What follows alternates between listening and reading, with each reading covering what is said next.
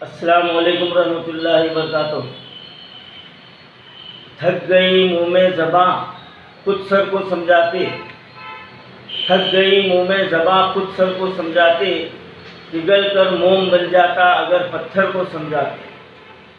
آج یہ شعر ہمارے ریاستی وقف بورڈ کے چیئرمین محمد سلیم صاحب کے اوپر صادق آتا ہے اور ان اراکین پر بھی صادق آتا ہے جو آج شہر میں مسلمانوں کے ساتھ وقف بورڈ کی جانب سے جو کھلواڑ کیا جا رہا ہے اور اس پر یہ لب کشائی کرنے کے موقف میں نہیں ہے۔ نامعلوم ان کی کیا مصلحتیں ہیں اور کیا ان کے مفادات ہیں کہ آج وقف بورڈ کی جانب سے زندوں کے حقوق تو پامال ہو رہے تھے، لیکن آج میتوں کے حقوق کو بھی پامال کیا جا رہا ہے۔ اس کی کئی مثالیں ہمارے سامنے ہیں، اور پہلا کیس گندم گڑے کا تھا، تو دوسرا لنگر ہوس کا آیا،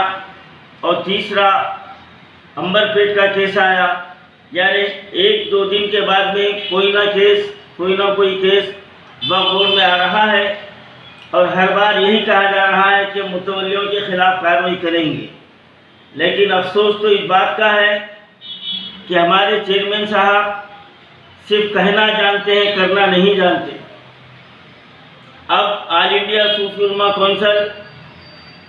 جس طریقے سے اپنی تحریک کو آگے بڑھا رہی ہے،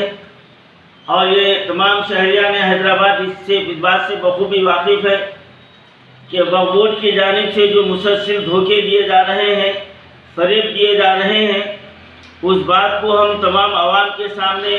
برابر پہنچاتے جا رہے ہیں، اور الحمدللہ اس بات پر بڑی مسرت ہو رہی ہے کہ ہمارے شہر کے مسلمان بھائیوں میں شعور بیدار ہوتا جا رہا ہے، اور آج نوجوان بچے وقف بورڈ کا رخ کر رہے ہیں اور اپنا حق مانگنے کے لیے جمع ہو رہے ہیں۔ یہ بہت بڑی خوش آئند بات ہے۔ بات یہیں پر ختم ہونا نہیں چاہیے، بلکہ ہر محلے سے اسی طریقے سے ایک وقت جو ہے نا وقف بورڈ پر پہنچے، اور وہاں پر جو ہے نا اپنے مطالبات کو رکھے اور ان کو اس بات پر مجبور کرے کہ تم جو کہہ رہے ہیں وہ کر کر دکھاؤ۔ لیکن اس کی تو توقع نہیں کی جا سکتی، اور یہ اس وقت تک نہیں ہو سکتا جب تک کہ یہ سلیم صاحب جو ہے نا چیئرمین کرسی پر براجمان ہے، اور ان کے موجودگی میں تو زندوں کے حقوق تو پامال ہو چکے ہیں، اب میتوں کے حقوق کو بھی سلب کر دیا جا رہا ہے۔ اور جیسا کہ آپ نے ہمارا پہلے کا ویڈیو آپ نے دیکھا، جو پہاڑی شریف کے دامن میں جو زمین بتا کر مسلمانوں کو دھوکہ دینے کی کوشش کی گئی ہے، اور اسی عنوان پر نیوز 18 اردو پر ایک ڈیبیٹ کیا گیا جس میں مجھے بھی مدعو کیا گیا تھا۔ تو ایک ذمہ دار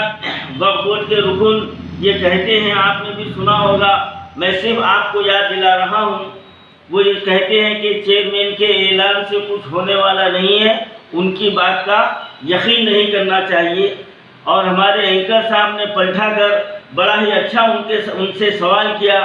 کہ آخر چیئرمین کی کوئی حیثیت ہوتی ہے، کوئی مقام ہوتا ہے، اور لوگ چیئرمین کی بات کو اگر یقین نہیں کریں گے تو پھر کس کی بات کا یقین کریں گے؟ تو سوال یہ ہے کہ جب ایک معزز رکن یہ کہتے ہیں کہ چیئرمین کے اعلان کی کوئی وقت نہیں ہے اور ان کے اعلان پر بھروسہ نہیں کرنا چاہیے، تو اب عوام کو یہ سمجھ لینا چاہیے کہ چیئرمین کی کیا وقت ہے، ان کا کیا مقام ہے، اور ان کے ہاتھ میں کیا اختیارات ہے۔ اب وقت آ گیا ہے کہ اس چیئرمین کو جو ہے نا اکھاڑ پھینکیں، اور اس کمیٹی کو جو ہے نا تبدیل کیا جائے، اور ایسے افراد کو کمیٹی میں شامل کیا جائے جو اللہ کے بندوں کا جو نا درد رکھتے ہوں، اور جو مصلحت سے بات کرنا نہیں بلکہ حق کی بات کرنا جانتے ہو۔ آج مصلحت تک جو ہے نا کچھ لوگ خاموش بیٹھے ہوئے ہیں۔ مجھے یہ سمجھ میں نہیں آ رہا ہے کہ آج ہم پر اللہ کا اتنا بڑا عذاب مسلط ہو چکا ہے، آج لاشوں پر لاشیں جو ہے نا شہر حیدرآباد میں جو ہے نا آ رہی ہیں، لیکن پھر بھی ہمارے دل پر اتنا زنگ جم چکا ہے کہ ہم حق کی آواز اٹھانے کے لیے ہم مصلحت کو سامنے رکھ رہے ہیں، اور یہ دیکھ رہے ہیں کہ کہ میں اتنے بڑے آدمی کے خلاف اگر آواز اٹھاؤں گا تو میرا کیا حشر ہوگا۔ تو آج مسلمان کا ایمان اتنا کمزور ہو چکا ہے کہ وہ موت و حیات کا مالک بڑے آدمی کو سمجھ رہا ہے، تو یہاں پر ایمان نہیں رہا بلکہ یہاں پر شیطانیت غالب آ گئی۔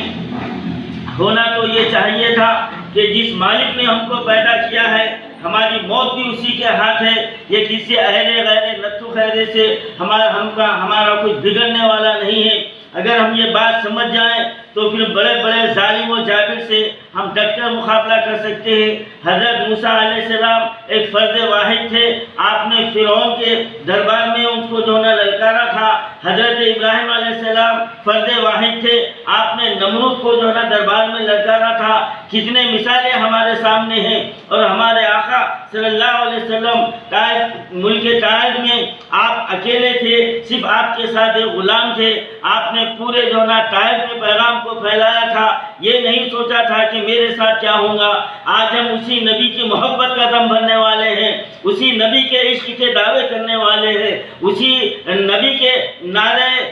رسالت بلند کرنے والے ہیں، تو آج ہماری خاموشی مانا خیر ہے، اور پھر ہم یہ اس بات کو بھی نہیں سمجھ رہے ہیں کہ آج یہ ہم پر یہ اللہ کا عذاب کرونا کی شکل میں کیوں آیا ہے۔ میرے بھائی غور کیجیے، غور و فکر کیجیے، اگر ہم ظالموں کے ظلم کو اسی طرح برداشت کرتے رہیں گے تو پھر یہ ظالم ہم کو ہر طریقے سے نقصان پہنچاتے رہیں گے، ان کے حوصلے بلند ہوتے رہیں گے، اور وہ اسی طرح ہمارے حقوق کو سلب کرتے جائیں گے، اور ہمارے آباء و اجداد جو اربوں روپے کی جائیداد ہمارے لیے وقف کی تھی، آج یہ چند مٹھی بھر خبر فروشوں کے خطے میں آ چکی ہے، اور ان پر ایسا چیئرمین مسلط ہے جس کو اپنی زبان کا خود اعتبار نہیں ہے، وہ جو کہتے ہیں ان کی لاج رکھنا تک وہ نہیں جانتے ہیں۔ تو اب اندازہ لگائیے آپ، جو جھوٹ پر جھوٹ کہتے جاتے ہیں، دھوکے پر دھوکہ دینا جن کا شعار بن چکا ہے، اور چھوٹی چھوٹی باتوں کو میڈیا کے ذریعے سے اپنی تشہیر کرنا جن کا وتیرہ بن چکا ہے، تو وہ قوم کے لیے کیا کر سکتے ہیں۔ اب وقت آ چکا ہے کہ ایسے چیئرمین کو اکھاڑ پھینکا جائے اور نئی کمیٹی تشکیل دی جائے۔ اب اس کے لیے ہم کو ایک تحریک چلانے کی ضرورت ہے۔ انشاءاللہ تعالی آل انڈیا صوفی علماء کونسل اسی مقصد کے تحت عنقریب کل جماعت کی ایک میٹنگ مقرر کرنے والی ہے، اور اس میں شہر حیدرآباد کے سماجی، مذہبی اور دینی تنظیموں کو انشاءاللہ تعالی ان کے رائے مشورے سے ایک لائحہ عمل کو ترتیب دیا جائے گا، اور اس وقف بورڈ اور چیئرمین کے خلاف اب ہم بڑے منظم انداز میں ایسا احتجاج منظم کریں گے کہ KCR صاحب آپ ابھی بھی غفلت کی نیند میں ہیں، آپ یہ سمجھ رہے ہیں کہ مسلمان آپ کے دور میں خوش ہیں۔ KCR صاحب میں آپ سے کہہ رہا ہوں، آپ کے دور میں مسلمان پہلے سے زیادہ غمزدہ ہے، آپ کے دور میں مسلمانوں کے حقوق پہلے سے زیادہ تلف کیے جا رہے ہیں، آپ کے دور میں مسلمان پریشان ہیں، آج مسلمانوں پر ظلم کا پہاڑ توڑا جا رہا ہے۔ KCR صاحب آپ کے دور میں آج مسلمانوں کو دفن ہونے کے لیے زمین میسر نہیں ہے، 1-2 گز زمین کے لیے ہزاروں روپے دینا پڑ رہا ہے، اور آپ کے چیئرمین اس بات سے واقف ہے کہ کون سے قبرستان میں کتنی رقم لی جاتی ہے، لیکن ان کا کیا ساز باز ہے وہ اللہ بہتر جانتا ہے۔ اور یقیناً میں یہ دل سے کہتا ہوں سلیم صاحب، آپ کو اور آپ کی نسل کو تو اس کا خمیازہ بھگتنا پڑے گا۔ ایک انسان آپ کو نقصان نہیں پہنچائے گا بظاہر، لیکن خالق کائنات ان غریبوں کی بددعاؤں کو ضرور سنے گا، اور آپ کو بھی اس کا خمیازہ بھگتنا پڑے گا۔ اور میرا دل کہتا ہے ایک وقت وہ بھی آ جائے گا کہ آپ کی نسل آنے والے دنوں میں ایک خبر کے لیے، ایک میت کو دفن کرنے کے لیے جگہ جگہ قبرستانوں میں گھومے گی، لیکن آپ کی نسل کو 2 گز زمین میسر نہیں ہوگی، 2 گز زمین آپ کے خاندان والوں کو میسر نہیں ہوگی۔ یہ بات میں حکیم صوفی خیر الدین آپ سے چیلنج کے طور پر کر رہا ہوں۔ مجھے اللہ کی بارگاہ سے امید ہے، یہ مسلمانوں کے دل کے ہائے سے مجھے امید ہے، اللہ تعالیٰ ضرور تو یہ بات سنے گا، اور آپ کو اس کا خمیازہ بھگتنا پڑے گا۔ دنیا والے آپ کو سزا نہیں دیں گے، یہ آپ کو گھمنڈ ہے، لیکن ایک ہستی ایسی ہے جو کائنات کو چلاتی ہے، بڑے نہ گورے سکندر نہ خبرے دارا، مٹے نامیوں کے نشاں کیسے کیسے، آپ کی کیا حیثیت ہے، آپ کی کیا اوقات ہے؟ فرعون، نمرود، شداد اور قارون سب چلے گئے، دارا چلے گیا، سکندر چلا گیا، اس کی دولت اس کے کام نہ آئی، آپ کے کیا کام آنے والی ہے؟ ایک وقت آئے گا سلیم صاحب، آپ کی نسل سے جب پوچھا جائے گا کہ تمہارے باپ اور تمہارے دادا کون تھے، تو لوگ ان پر انگلیاں اٹھائیں گے اور ان کو اپنے بازو بیٹھنے نہیں دیں گے۔ یہ وقت اللہ تعالیٰ تمہارے لیے ضرور لائے گا۔ میں تمام مسلمانوں سے خواہش کرتا ہوں کہ وقت آ چکا ہے، اب متحد ہو جائیے اور اس وقت بورڈ کے خلاف اس تحریک میں شامل ہوئیے، اور روزانہ ہر محلے سے 10 15 نوجوان بچے جائیے، وقت بورڈ میں جائیے،